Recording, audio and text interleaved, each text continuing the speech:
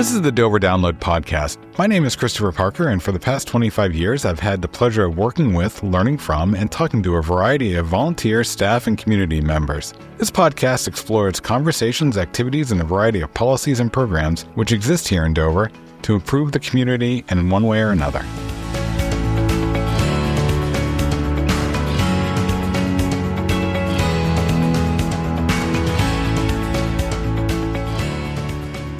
As we look towards the future with the waterfront development hitting about 2/3 of the process, we had a look back a few weeks ago at the history of the Cocheco River and the pollution and cleanup efforts that the Maglaras family helped lead. George Maglaras is back with us to talk about the river itself and some of the other uses and industry that have been alongside of it, along the marina that he runs, as well as the other residential and ultimately shipping that had preceded the waterfront site.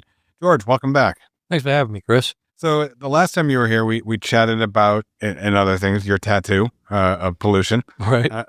As well as the efforts that your dad undertook and led along with your uncle in recognizing that we needed to treat the river better than we were. And one of the things that, as you were chatting, sort of jumped out at me is I don't think people realize how multifaceted the river was. We certainly know about the industry that dumped into it, the tannery, I think at the beginning of that conversation, we sort of talked about pre-flood, pre-Dover's Black Day, and the shipping industry that was there. But it strikes me that people see the Eversource switching station, and some people might know that where the Mounted Patrol used to live was a piece of infrastructure there. Right. And I know you've got a broad range of knowledge about that whole stretch of the river. Yeah. I thought if we could tap into that and The landing area served as the center of the city's industrial and commercial base, or the center, for about a 200-year period. It started in the late 1600s in terms of actual commerce beyond lumber. And there were multiple efforts to dredge the river that started as early as 1790. Okay. So there was a pile of industry on the river. Nothing like it is today. As a matter of fact, if you go down the Cocheco River today, it's actually a beautiful ride. There are a lot of new homes on there, but it's basically like the Indians left it. Yeah. Now, if you went back 150 years ago, there were all farms on there or industry and no trees. I have photographs of the water when it first had photography in the 1850s. Absolutely no trees. can't have brickyards with trees. Right, brickyards. We had 6 brickyards on the navigable portion of the Cocheco River. There was the McCone brickyard, Yep. Where McCone Lane is now, off of Henry Law Avenue.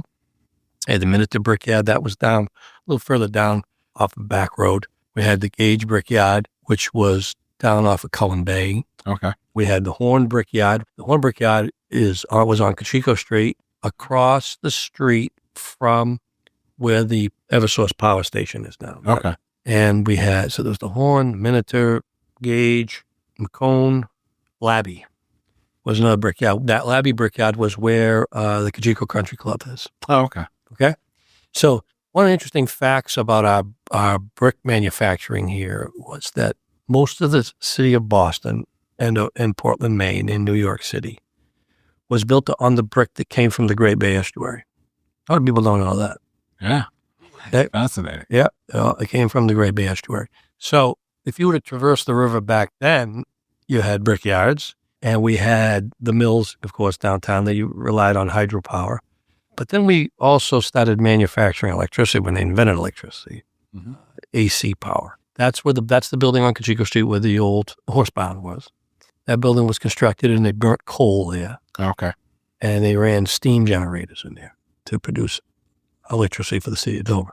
And back in 1820, we had the coal gasification plant, which is on Cocheco Street. It's an intersection of Portland and Cocheco Street. You'll see old brick building there. I happen to own it, unfortunately, but that's that was a coal gasification plant. Now, if you think back of old horror movies that like London, you see these gas lanterns on the street. Yeah, that's the type of coal gas I'm talking about. Okay. So it was first invented in England, and it was brought to the United States. So they relied on the use of distilling coal under heavy pressure. That's how it was designed. Particularly nasty process, by the way. Tons of byproducts from it that aren't very healthy. Reinforcing our last episode about the pollution. About the pollution, right. So coal gasification came along much earlier. So but prior to that, you used whale oil. Oh, yeah. Okay, so whale oil and blubber was the chief way of lighting and heating outside of the use of wood. So when coal gasification came, that was a big deal. It lit up our streets prior to us having electricity. It also, you could heat with it.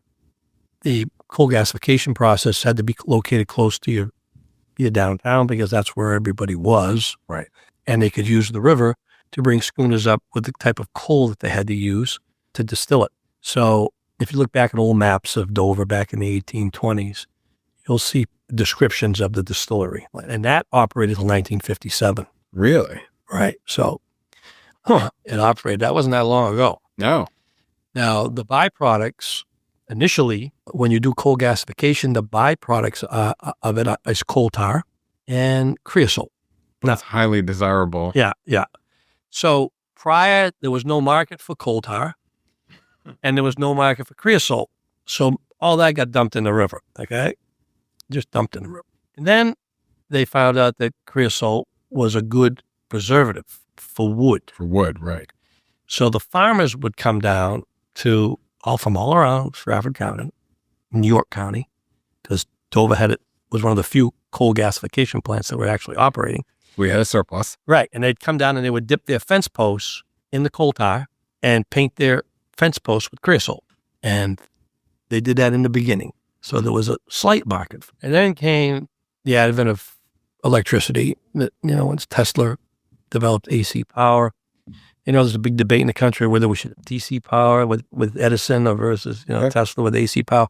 They decided to go with AC power. So at the distillery, what they did was they dug a big pond. And our first telephone poles, with the use of AC power being generated by the electricity on Cocheco Street, were square telephone poles. Okay. Okay? They were made of chestnut trees.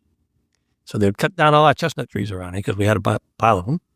Like we got Chestnut Street. Yeah. In Dover, okay? That's because we had a lot of chestnut trees there. So they cut the chestnut trees down, they would square them up, and they would take and dump the byproduct of the coal gasification process into a pond. So they dug a big hole down on Cocheco Street and just laid these chestnut tree logs in there and let them stay there for a year. And the capillary action sucked in the creosote into the square telephone poles. And they would put the square telephone poles up and they would laugh. When I was a kid, we still had square telephone poles here in Dover, a lot of them. They're all mostly gone now. Yeah. But then the railroads started using it for railroad ties. Right. So when there became a market for it, the only problem with all that is that they never lined any of these things. They would they go, made these pits and you just threw the stuff in there, then hauled it out. And it was probably right next to your drinking water well. Oh, yeah. And Cocheco Street had like a lot of streets in Dover, had a wooden water line. We had a wooden water line on Cocheco Street up until the time I was mayor in 1990. Okay. The water lines were wooden. And so along the river, we had a sandpaper and glue factory. It was built by an outfit called Wigan and Stevens. Wigan became one of Dover's early mayors. Mm-hmm. It was the second one of its type in the United States to make sandpaper and glue. Really? Huh. Yeah, and that was located on Cocheco Street, down beyond the power plant, where the closer to Rogers Street. Right, which further down in the Gulf. So they call it the Gulf. It was located right there on the right, just before Jerry's Landing on the right. The foundations of those buildings are still there. Wow. You can walk out in the woods right there. If you go down Cocheco Street, go beyond the power plant, go by the cove, which is called the Gulf, you'll see a road. There's a road the public services, Eversource has just put in to maintain the tower and the electrical lines. If you walk down that road and look to your left, the foundations of that operation are still there.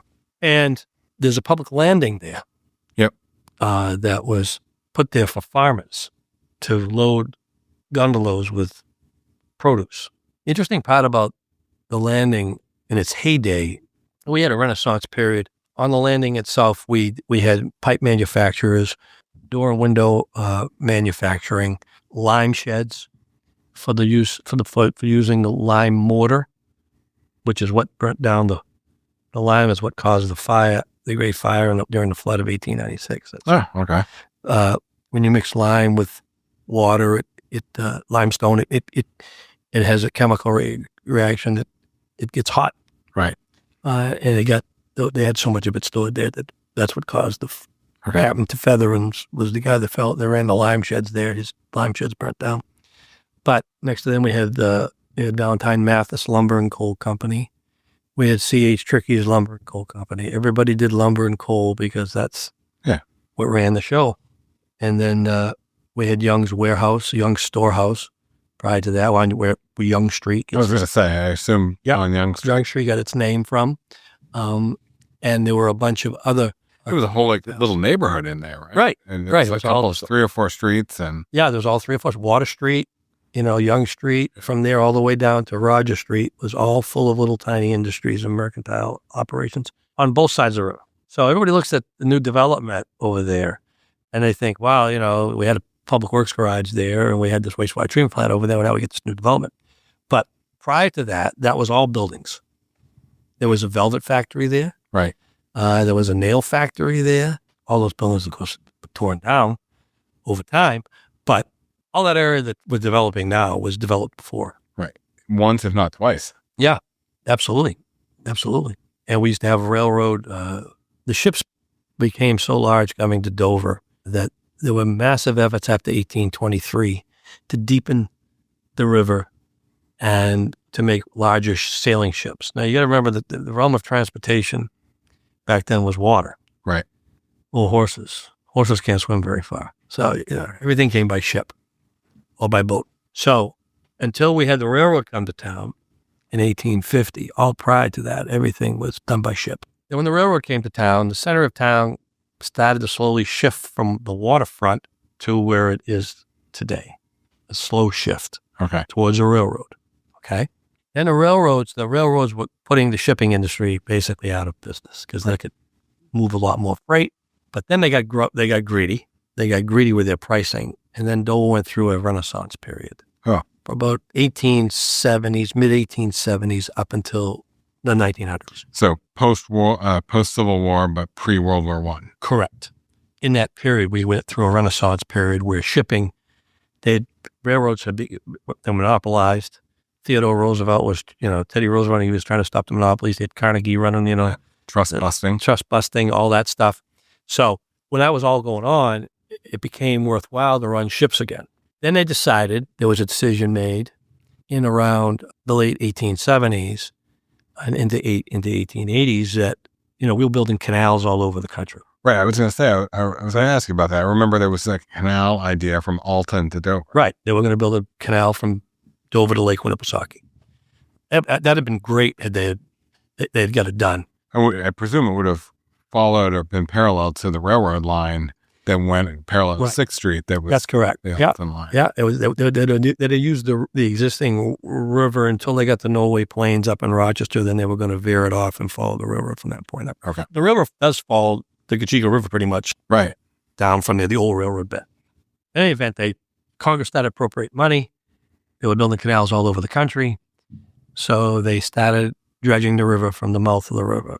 Congress passed a law, which is the law that's still on the books today, that the Cocheco River would be 7 feet deep, 75 feet wide in soft soil, 60 feet wide in hard pan, and 50 feet wide in ledge, 7 feet deep at low water. Right. So when they did that, they started that process, the ships coming to Dover were becoming quite large. Right. So the largest ship that came to Dover delivered 1,400 bales of cotton to the mills. It was called the City of Green Bay, and she was like 150 feet long. She was a 3-masted schooner. In my mind, I'm trying to think how that would have turned around. It didn't. It went downriver. It had to go back. It towed it stern first out of the landing down to the Gulf, which is about right next to where I spoke to Cocheco Street. They towed it down stern first at high water and spun her around to get her to go out. Okay. And if you go up and down the river today, there are areas of the river where they mounted these winch rings. They call them winch rings. These cast iron rings in granite up and down the sections of the river, so they could actually use the windlasses on the schooners and winch the schooners up the river. Oh, really? And they'd come in with the tide Yeah. and out with the tide. Okay, they tried to do that because the tide was a big, tremendous help. And if you think about the displacement of those boats, the current did all the work. The tide did all the work, especially when you get a boat that's got, that's 30, 35 feet wide and drafting, 7, 8 feet of water. It takes up the whole channel. So I was going to say, that's the whole channel. yeah, so when the river would just push them in, help push them in and take them out. So there was a lot of industry down there. Of course, the county jail was down there. We had one of the colorful characters in our history called Captain Flagg. He was just involved in coastal trade until Madison was president. Madison wrote this thing called the Letters of Marque, which made being a pirate legal. And so he went up here to the county jail, grabbed a bunch of drunks out of the county jail and set to sea and became a pirate, raped and pillaged up and down the coast against the Spanish and the English and the French. And when he came back to Dover, he was the wealthiest man in Dover. Wow. And so he built a Southern-style brick mansion down on the river, on the Cocheco River. The name of his boat was the Fox. And he had a pier out there where he tied the Fox up, which is off where the old Tidewater farm is. Which I forget the name of the street now. Wisteria Lane. Wisteria and Winterberry. Winterberry, right, yeah. down through there. So anyway, he decided that he wanted a road. The road wasn't in very good shape. It was just a cow path from town. Yeah. So he extended Cocheco Street down to the Rawlins estate. So Atlantic and Gulf. Right, Atlantic and Gulf. He extended it at his own expense, built the road, okay, and it was called Flagg Road. And then once Flagg died, Captain Flagg died, people in town were really pretty jealous of Captain Flagg, and they didn't like the way he made his money, especially the more religious types in town. They weren't happy with the way he made his money. So they changed the name of Flagg Road to Gulf Road and named it after the Gulf on Cocheco Street. Yeah. And that's where Gulf Road comes from. Huh. Yeah. Yes. So a little bit more in town. Yeah. When you come to Henry Law Park, there's the Squaw Point reference. Right. What is that a reference to? Squaw Point was what they called that area of Henry Law, George Street. It was the Irish that mostly lived there. They worked all in the mills. They all came over in the 1850s and 60s and worked the mills after the potato famine that they had there. And they called it Squaw Point. It was the Irish neighborhood when I was growing up, and my father was growing up. The interesting part is that Dover's neighborhoods, the old neighborhoods, were all very ethnic. And you had your enclave. Yeah, your enclave, right. I mean, everybody stuck with their own. So you had the French neighborhoods, and then you had the Greeks and the Lebanese, and the Irish had their own neighborhoods, and they all would fight like cats and dogs. Yeah. And Main Street, pretty much, growing up, had a pile of bar rooms on it. They called it the Avenue of Broken Dreams. Everybody would leave the mills, and you worked there. Go to their ethnicities bar. Go to whatever bar that you belong to, whatever ethnic group you belong to. And I delivered newspapers to them all, so I knew everybody in there. A lot of good old people, but they didn't work. They didn't make much money. Those people didn't make a lot of money. They were getting paid in nickels and dimes. My mom worked at Claristat, which is where Washington is now. When she became pregnant with me, they fired her. Now today, She'd own it. yeah, she'd own it, right? That's right. But the minute they found out she was pregnant, they fired her. Any woman who got pregnant got fired. I mean, it was a different world back then. Yep. But the stuff that we used to dump out of those mills in the river, all the glues, all the resins, yep. The side of the Pacific mills on the riverside, when I was a kid, had these stalactites hanging out the windows. They look like stalactites, like you'd see. It was just the resins. They would dump all the extra resins out the window. Instead of, they didn't want to dump it down the sewer line when they flushed the toilets because it would fill the sewer line. Right. They didn't want to clog their infrastructure. They want to clog up their infrastructure, right? So they would just dump it down the sides of the mill. So there were these. Someone got a raise for coming up with that idea. Yeah, they probably did. Yeah, I wouldn't doubt it. But But when I was a kid, they were dumping all the resins out the windows, and you have all these big giant, I'm talking, these things would be 60, 70 feet. Yeah, I was going to say they must be that long, and 4 or 5 feet in diameter. And there were piles of them. And all their sewers, of course, from the mills all dumped raw in the river and they still did till I was well out of high school. All the sewers in the mills. Well, I appreciate you coming back and giving us a lay of the land. I knew there was industry, but I thought it was more centered on the landing itself. It's interesting to hear up and down that it really spread out. And we have a shipbuilding operation downtown. Okay, downtown. Where Claristat is, prior to Claristat being, I call it Claristat. Yeah, that's what I still think of it as. Yeah. Prior to that building being constructed, there was a bunch of general stores there, and there was it's called a Seville shipyard, and they built ships there. Huh. And we had a beach. Dover had its own beach there. This is way before industrial pollution hit. And then right on where the new development is on the waterfront, just in front just beyond the bulkhead, the steel bulkhead that's there now, on the right, that was a beach. It was called Sandy Bottom. You can see the remnants of that. Yeah. That was a beach there too. And I've got pictures of people swimming there in the 1890s. Swimming over there. So the downtowns went through a lot of changes, but the mill really drove the train. But all had to come by ship. Right. And all had to come to the landing. And I've got a piece of property down there, a small piece of property that's like 20 feet wide. It's not very big. Runs from Cocheco Street to the river. And I was doing some deed history on it. And in the late 1870s, it was sold. Because remember, all Cocheco Street was all buildings. Right. It was like downtown. Yeah. All of my property, Mears's property, and Chinberg's property, all the way up to Waterfront, they were all buildings. So it'd be like having a building downtown, having one burn, you'd have this piece of postage stamp lot, right? So I got this I call it a postage stamp lot. And I went into some history on who owned it and what happened with it. And in the 1870s, it sold for $80,000. Huh. $80,000 in the 1870s. Now, I know that doesn't sound like a lot of money today, but you know how much money that was back in the 1870s? I gotta say. That's like multi-million. That's a lot of money because that's where all the commerce was. Right. That's where all the money was flowing in and out of the city. And it was, I couldn't believe the price of it. I went, wow. Well, hopefully you didn't pay that. I didn't pay that. Yeah. Nowhere near it, but it was just interesting to me. That's very fascinating. Yeah.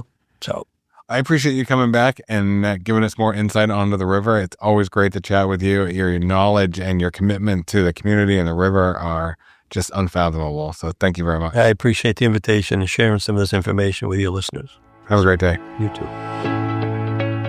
Thanks for listening to the Dover Download this week. If you like what you heard, subscribe through your favorite podcast aggregator. And if you have something you want to hear a topic on, let us know. Finally, this is just one of the many ways we share information about the city of Dover. You can subscribe to the Dover Downloads email newsletter every week or other newsletters that we have by going to the City of Dover homepage, www.dover.nh.gov. Have a great week.